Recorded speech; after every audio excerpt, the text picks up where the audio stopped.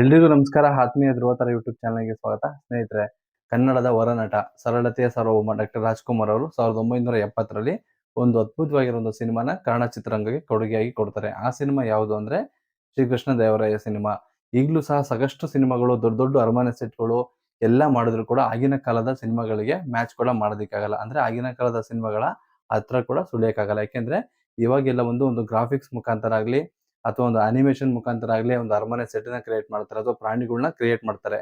ಆದ್ರೆ 1960, 70ರಲ್ಲಿ ಯಾವ ತರ ಇತ್ತು ಅಂತಂದ್ರೆ ಒಂದು ನಿಜವಾದ ಪ್ರಾಣಿಗಳನ್ನ ಯೂಸ್ ಮಾಡ್ಬೇಕಾಗಿರುತ್ತೆ. ಆನೆ ಆಗಿರ್ಬೋದು, ಒಂಟೆ ಆಗಿರ್ಬೋದು, ಕುದುರೆ ಆಗಿರ್ಬೋದು, ಇದನ್ನೆಲ್ಲ ನಿಜವಾಗ್ಲೂ ತರಬೇಕಾಗುತ್ತೆ. ಹಾಗಾಗಿ ಈಗಿನ ಕಾಲಕ್ಕಿಂತ ಆಗಿನ ಕಾಲದಲ್ಲಿ ಅತಿ ಹೆಚ್ಚು ಬಜೆಟ್ ನ ಕೂಡ ಹೊಂದಿರುವಂತಹ ಸಿನಿಮಾಗಳು ಬರ್ತಿದ್ರು. ನಮ್ಮ ಅಣ್ಣವರ ಸಿನಿಮಾ 1970ರಲ್ಲಿ ರಿಲೀಸ್ ಆಗುತ್ತೆ, ಶ್ರೀಕೃಷ್ಣ ದೇವರಾಯ ಸಿನಿಮಾ. ಈ ಸಿನಿಮಾ ಸಾಕಷ್ಟು ಬಜೆಟ್ ನ ಕೂಡ ಹೊಂದಿತ್ತು. ಆಗಿನ ಕಾಲದಲ್ಲಿ ಈ ಸಿನಿಮಾದ ಬಜೆಟ್ 15ರಿಂದ 18 ಲಕ್ಷ ಅಂತ ಕೂಡ ಹೇಳ್ತಾರೆ ಕೆಲವೊಂದಷ್ಟು ಮಾಹಿತಿಗಳ ಪ್ರಕಾರ.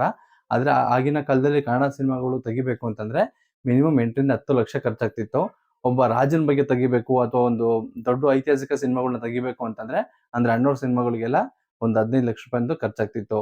ಈಗಲೂ ಕೂಡ ವಿಜಯನಗರ ಸಾಮ್ರಾಜ್ಯ ಯಾವ ತರ ಇದೆ ಅಂತ ಅಂದ್ಬಿಟ್ಟು ಆಗ್ಲೇನೆ ಅಣ್ಣವ್ರು ತೋರಿಸಿದ್ರು. ಆಗಿನ ಕಾಲದಲ್ಲಿ ವಿಜಯನಗರ ಸಾಮ್ರಾಜ್ಯ ಯಾವ ತರ ಇತ್ತು, ಎಷ್ಟು ಅದ್ದೂರಿತನದ ಇತ್ತು, ಅಥವಾ ಕೃಷ್ಣದೇವರಾಯನ ಒಂದು ಆಡಳಿತ ಯಾವ ತರ ಇತ್ತು ಅನ್ನೋದನ್ನೆಲ್ಲ ಈ ಸಿನಿಮಾದಲ್ಲಿ ನೋಡ್ಬೋದು. ಈ ಸಿನಿಮಾ ಒಂದು ಮಂತ್ರಿ ಪಾತ್ರದಲ್ಲಿ ಈ ಸಿನಿಮಾದ ನಿರ್ದೇಶಕರ ಅಭಿನಯ ಮಾಡಿದ್ದಾರೆ ಬಿ.ಆರ್. ಪಂತುಲ್ ಅವರು. ಅವರು ಕೂಡ ಈ ಸಿನಿಮಾದ ನಿರ್ಮಾಪಕರಲ್ಲಿ ಒಬ್ರು. ಈ ಸಿನಿಮಾನ ಒಂದು 3 ಜನ ಸ್ನೇಹಿತರು ಸೇರಿ ನಿರ್ಮಾಣ ಮಾಡ್ತಾರೆ. ಅದರಲ್ಲಿ ಬಿ.ಆರ್. ಪಂತುಲ್ ಕೂಡ ಒಬ್ರು. ಈ ಸಿನಿಮಾ ರಿಲೀಸ್ ಆಗಿ ಸಾಕಷ್ಟು ದೊಡ್ಡ ಮಟ್ಟದಲ್ಲಿ ಯಶಸ್ಸು ಕೂಡ ಪಡೆಯುತ್ತೆ. ಈ ಸಿನಿಮಾ 29 ವಾರಗಳ ಕಾಲ ಭರ್ಜರಿ ಪ್ರದರ್ಶನ ಕೂಡ ಕಾಣುತ್ತೆ. ಯಾಕಂದ್ರೆ ಅವಾಗೆಲ್ಲ ಯಾವ ತರ ಇತ್ತು ಅಂತಂದ್ರೆ ಮೊದಲಿಗೆ ಒಂದು 5ರಿಂದ 10 ಚಿತ್ರಮಂದಿರದಲ್ಲಿ ಸಿನಿಮಾ ರಿಲೀಸ್ ಮಾಡ್ತಿದ್ರು. ಅಲ್ಲಿ ಆ ಸಿನಿಮಾ ಒಂದು 100 ದಿನ ಪ್ರದರ್ಶನ ಆದ್ಮೇಲೆ ಮತ್ತೆ ಅದೇ ರೀಲ್ನ ತಗೊಂಡೋಗಿ ಹುಬ್ಳಿ, ಧಾರವಾಡ ಅಥವಾ ಬೆಳಗಾಂ ಆ ಕಡೆ ರಿಲೀಸ್ ಮಾಡ್ತಿದ್ರು. ಇನ್ನು ಅಲ್ಲಿ ಸಿನಿಮಾ ಸಕ್ಸಸ್ ಆಗಿ ದೊಡ್ಡ ಮಟ್ಟದಲ್ಲಿ ಇಟ್ಟಾದ್ರೆ ನೆಕ್ಸ್ಟ್ ಮಂಗಳೂರು ಆ ತರ ಜಾಗಗಳಲ್ಲಿ ರಿಲೀಸ್ ಆಗ್ತಿತ್ತು. ಪ್ರಮುಖ ನಗರಗಳು, ಕೇಂದ್ರಗಳಲ್ಲಿ ಅಣ್ಣವ್ರ ಸಿನಿಮಾಗಳು ಯಾವಾಗಲೂ ಕೂಡ ದೊಡ್ಡ ಮಟ್ಟದಲ್ಲೇ ಸಕ್ಸಸ್ ಆಗ್ತಿತ್ತು. ಬೆಂಗಳೂರಲ್ಲಿ ಅಣ್ಣವ್ರ ಸಿನಿಮಾ ಪ್ರತಿಯೊಂದು ಸಿನಿಮಾ ಸಹ ರಿಲೀಸ್ ಆದ ಅಷ್ಟು ಚಿತ್ರಮಂದಿರದಲ್ಲಿ 100 ದಿನ ಕೂಡ ಪ್ರದರ್ಶನ ಕೂಡ ಕಾಳ್ತಿತ್ತು. ಈ ಸಿನಿಮಾದಲ್ಲಿ ಅಣ್ಣವ್ರಿಗೆ ಒಂದು ಮೋಸ ಕೂಡ ನಡೆಯುತ್ತೆ. ಆ ಮೋಸ ಯಾವುದು ಅಂತಂದ್ರೆ ಕರ್ನಾಟಕದಲ್ಲಿ ಕಾಂಗ್ರೆಸ್ ಗೌರ್ಮೆಂಟ್ ಇರುತ್ತೆ. ವೀರೇಂದ್ರ ಪಾಟೀಲ್ ಅವರು ಮುಖ್ಯಮಂತ್ರಿ ಆಗಿರ್ತಾರೆ. ಅಣ್ಣವ್ರಿಗೆ ಈ ಸಿನಿಮಾದಲ್ಲಿ ಒಂದು ಅವಾರ್ಡ್ ಕೊಡ್ಬೇಕಾಗಿರುತ್ತೆ.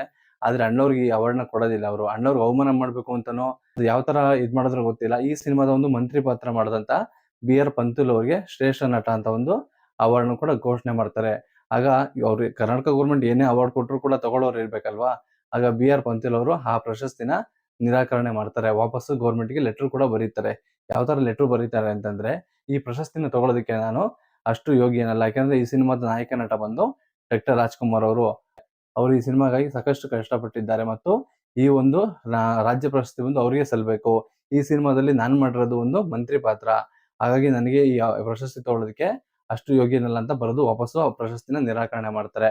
ಈ ಸಿನಿಮಾದ ಹೆಸರೇ ಶ್ರೀಕೃಷ್ಣ ದೇವರಾಯ ಅಂತ ಅಂದ್ಬಿಟ್ಟು. ಅಣ್ಣವ್ರು ಕೂಡ ಅವರೇ ಪಾತ್ರನೇ ಮಾಡಿದ್ದಾಗ ಅಣ್ಣವ್ರಿಗೆ ಈ ಒಂದು ಪ್ರಶಸ್ತಿ ಬರ್ಬೇಕಾಗಿತ್ತು. ಆದ್ರೆ ಅಣ್ಣವ್ರು ಕಿಂಚಿತ್ತು ಕೂಡ ಬೇಸರ ಮಾಡ್ಕೊಳ್ಳಲ್ಲ.